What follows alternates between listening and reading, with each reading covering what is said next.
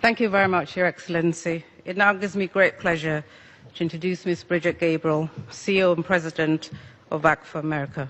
Bridget, I'm absolutely delighted to have you here today. The floor is yours.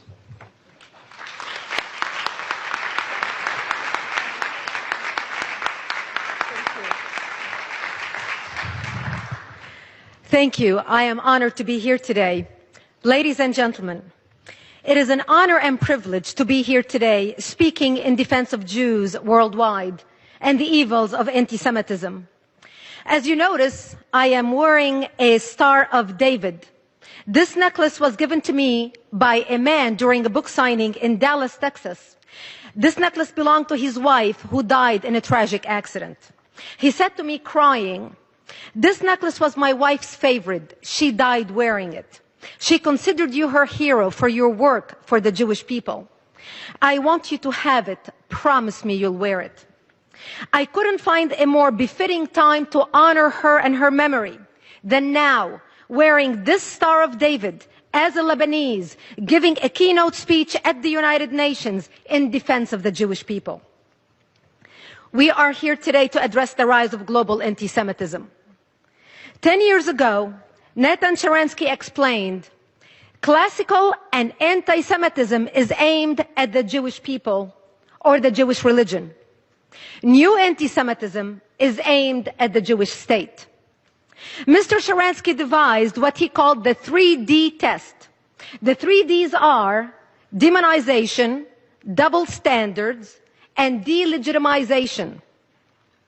Demonization is making bizarre, ugly claims that have no basis in reality. Comparisons between Israel and the Nazis, or assertions that Israel has been committing genocide against the Palestinians, are examples of demonization. Such claims are nonsense. If Israel has been committing genocide against the Palestinians, then why has the population of Palestinians increased more than 600% since 1948? Israel must be the most incompetent mass murderer in the history of the world. When Israel is held to a standard that no other country in the world would be expected to meet, that double standard is itself anti-Semitism. For instance, Israel is a vibrant democracy where human rights are protected and respected. And yet the United Nations so-called Human Rights Commission spends most of its time and effort investigating and condemning Israel, while they gloss over or ignore the massive and continuing human rights violations that occur in Iran, Cuba, China, and many other brutal repressive atrocities. Delegitimization of Israel is to assert that of all the people in the world, only the Jewish people do not have a right to a statehood. In fact, Israel's historical, legal, and moral right to exist as a Jewish state is a codified principle of international law. This codification is explicitly based on the long, continuous, and well-documented connection of the Jewish people to the land of Israel. To deny the connection of the Jewish people to the land of Israel is anti-Semitism in its purest form. But why should anti-Semitism matter to the rest of the world? Why should the world care? It should, not merely because it's morally repugnant, which it most definitely is. The world should care about anti-Semitism because of fundamental self-preservation.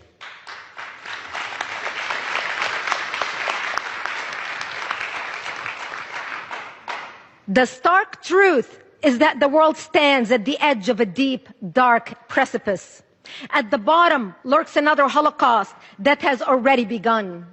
This time, the genocide is not only against the Jews. The so-called Islamic State had made it abundantly clear that it can be committed against non-Jews. ISIS persecuting and killing members of every religious, ethnic, and nationalistic community they encounter. ISIS is slaughtering Syrians, Iraqis, Lebanese, Palestinians. ISIS is slaughtering Christians, Sunnis, Shiites, Alawites, Kurds, Druze, and Yazidis. ISIS floods the internet with stomach-churning images and videos of mass executions, severed heads, and crucifixions. We see children slaughtered in front of their parents and parents slaughtered in front of their children. This viciousness is a part of a calculated strategy explicitly intended to terrorize anyone and everyone who does not submit to their version of Islam. ISIS has officially declared its intent to rule the world. Their founding document, the declaration of their caliphate, bears the modest title, هَذَا وَعْدُ اللَّهِ. It means in Arabic, this is the promise of God. They declare that God promised to Muslim, quote, leadership of the world and mastership of the earth, end quote. Their declaration of a worldwide caliphate reveals their governing philosophy. Quote, by Allah, if you disbelieve in democracy, secularism, nationalism, as well as all the other garbage and ideas from the West, and rush to your religion and creed, then by Allah, you will own the earth, and the East and the West will submit to you. Remember, ladies and gentlemen, savagery is not merely their strategy. It is an article of their faith. They commit genocide in the name of Allah. Israel has been familiar with the concept and the reality of genocide in the name of Allah for a long time. The war that ISIS has declared on the world is the same war as the war that Hamas has been waging against Israel for decades.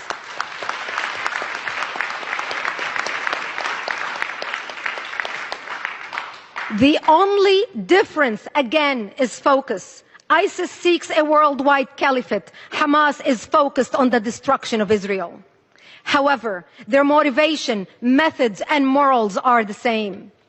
In terms of brutal methods and lack of morals, ISIS has recently shot, hacked, and killed its way to the top of the world's terrorist organizations. Meanwhile, Hamas has been committing mind-numbing mass atrocities for decades.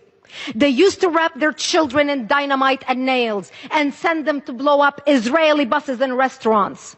They rejoiced at the deaths of Israeli children and glorified the deaths of their own. Today, they use them as a human shields. I know something about children being used as human shields. In 1976, when I was 11 years old, Palestinians in South Lebanon used me and my family as human shields. They employed exactly the same technique that Hamas uses in Gaza today. They set up artillery or rocket launchers in front of my bomb shelter and fired a barrage towards Israel. They would pack up and run as quickly as possible, leaving my family to the devastation of return fire. Today, Hamas hides behind human shields on a much larger scale. Hamas routinely uses schools, mosques, hospitals, and other civilian locations for weapons storage, missile launch sites, and other military purposes. They fire rockets on mortars from these places with the explicit intention of drawing return fire from the Israelis, hoping that they will produce photogenic civilian corpses for display in the media. Hamas and ISIS share a common motivation. They want to impose Islam. This is the charter of Hamas, as it is in ISIS's declaration of the caliphate. The charter of Hamas declares that, quote, Israel will exist and will continue to exist until Islam will obliterate it, end quote. The most revealing words in the Hamas charter are a quotation from Islamic scripture.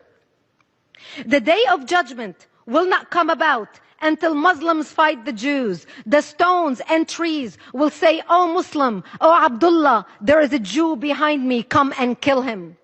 This is from Hadith of Sahih Muslim, book 41. But Hamas has a problem.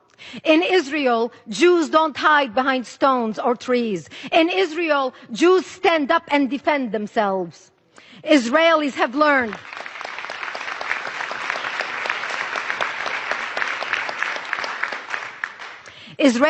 learned from history that if someone repeatedly says they're going to kill you, they mean it. A lesson the world is only now learning.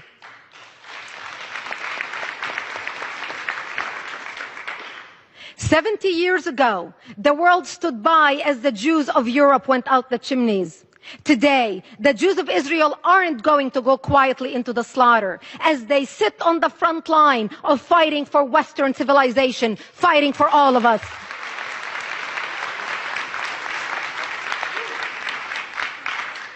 Those who seek to exterminate the Jews are not going to stop with the Jews. That should have been the lesson of the Holocaust. That must be the lesson of the rise of ISIS. Once the international mass murder of innocent civilians was legitimized against Israel, it was legitimized everywhere, constrained by nothing more than the strong-held beliefs of those who would become the mass murderers. Because the Palestinians were encouraged by most of the world to believe that the murder of innocent Israeli civilians is a legitimate tactic to advance their Palestinian cause, the Islamists believe that they may commit mass murder anywhere in the world to advance their holy cause. As a result,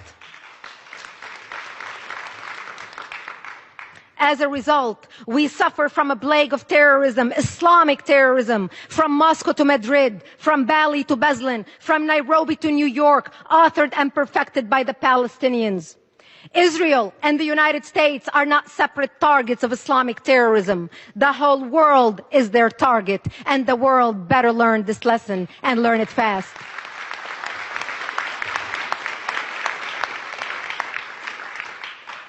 Evil dwells when courageous men become bystanders. Lies spread when the informed become silent. Society deteriorates when apathy replaces activism.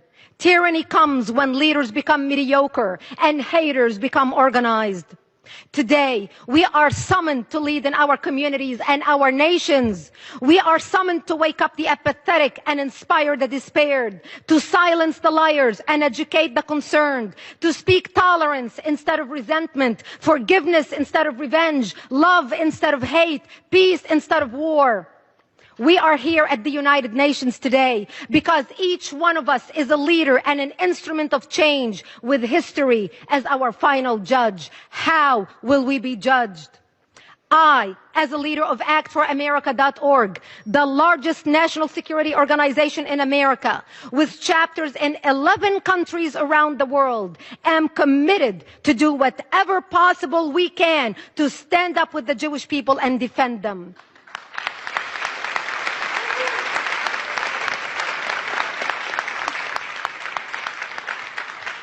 The civilized world must band together in solidarity to ensure that people of all faiths can live in peace and harmony, and that Jews are never persecuted and victimized by barbaric, murderous ideologies ever again. That Jews can walk in any street in the world with their head held high and safe. That Israel, the Jewish state, the only democracy in the Middle East, continues to shine as a beacon of light in the darkest regions of the world. Thank you for having me here today. It's been an honor. Thank you. Thank you. Thank you. Thank you. Thank you. Thank you. Thank you.